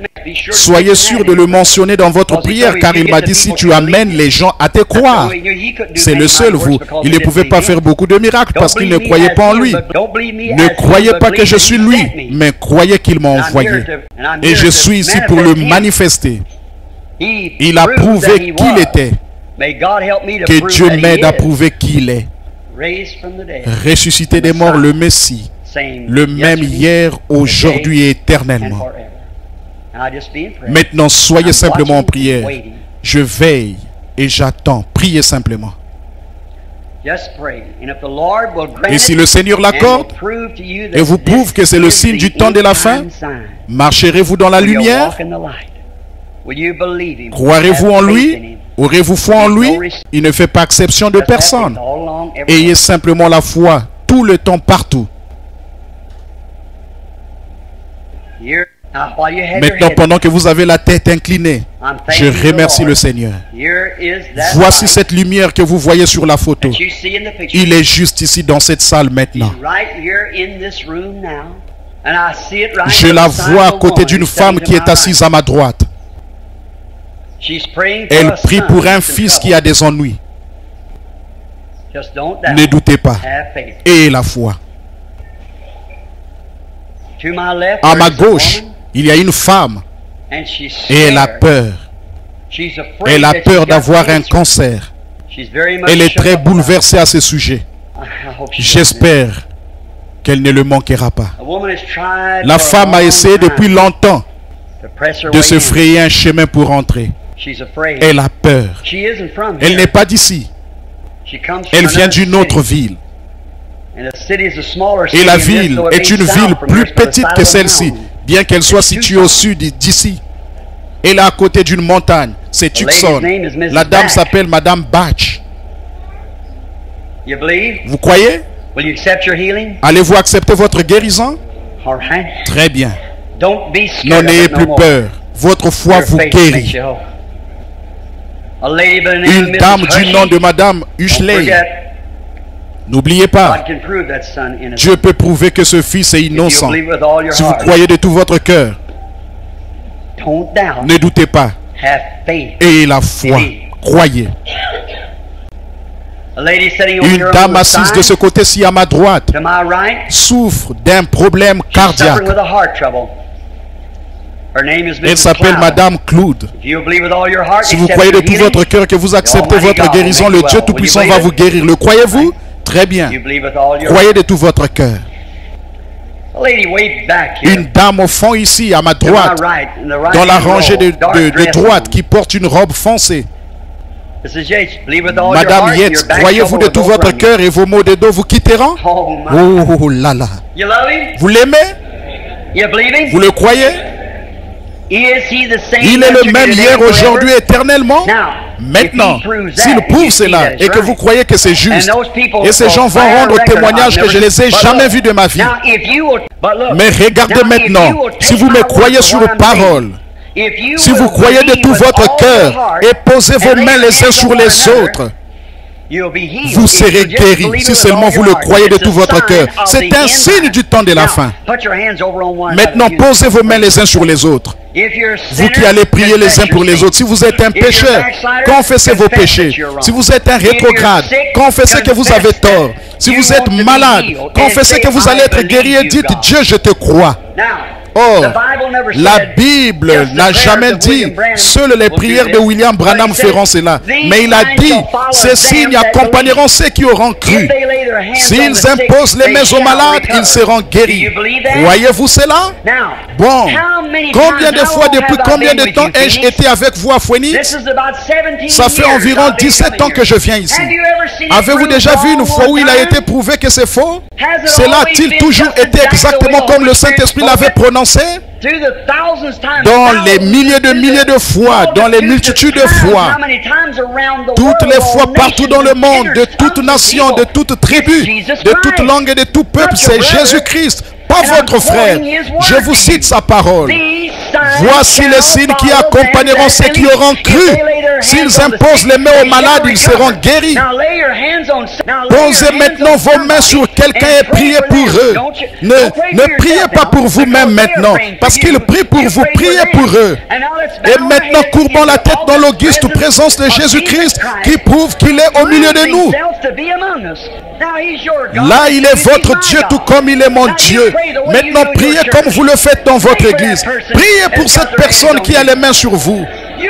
Priez pour eux en retour et croyez en Dieu. Confessez vos péchés. Dites: j'ai tort, Seigneur. J'ai été un douteur. Je ne le serai plus. Je crois maintenant même que tu vas me guérir. Guéris cette personne, Seigneur. Guéris cette femme. Guéris cet homme. Guéris cette femme. Guéris le bébé. Guéris la jeune fille, le jeune garçon. Oh Seigneur Dieu, Créateur des cieux et de la terre, comment pouvons-nous rester assis là, Seigneur?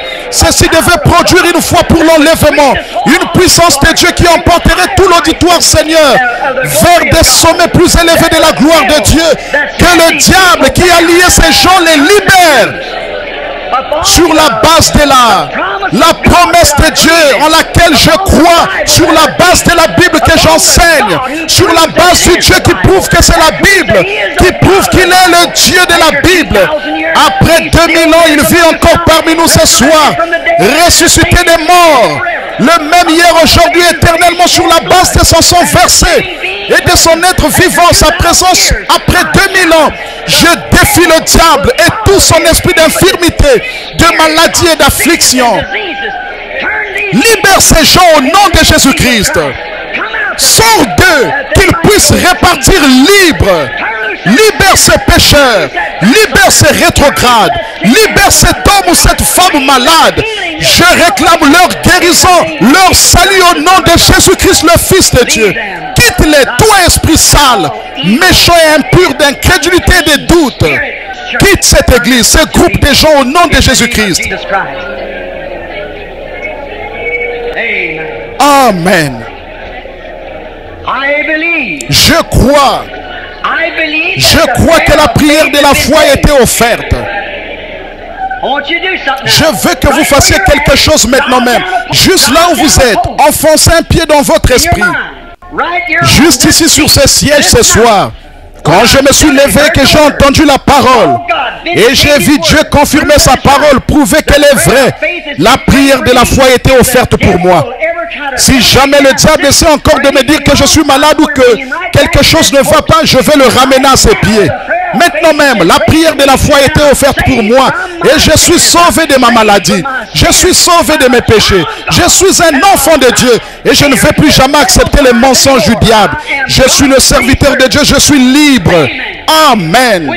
Le ferez-vous? Dites Amen. Levez la main et dites, je le crois. Amen, amen. Pour moi, c'est réglé. L'œuvre est accomplie, c'est terminé. Dieu l'a dit et ça prouve cela. Comment peut-il faire autre chose que de confirmer sa parole? S'il me la confirme, il peut vous la confirmer. Vous croyez cela? Très bien. Lèvons-nous et louons-le, puis donnons-lui toute louange et toute gloire. Amen. Très bien. Gloire à Dieu. Merci Seigneur Jésus, nous t'aimons, nous te louons, nous acceptons ces choses. Nous croyons que tu le fais pour nous maintenant. Tu es notre sauveur, tu es notre guérisseur et nous t'aimons pour cela. Béni soit le nom du Seigneur pour toujours. Accepte ces gens Seigneur et qu'ils soient dorénavant tes serviteurs par le nom de Jésus. Que Dieu vous bénisse.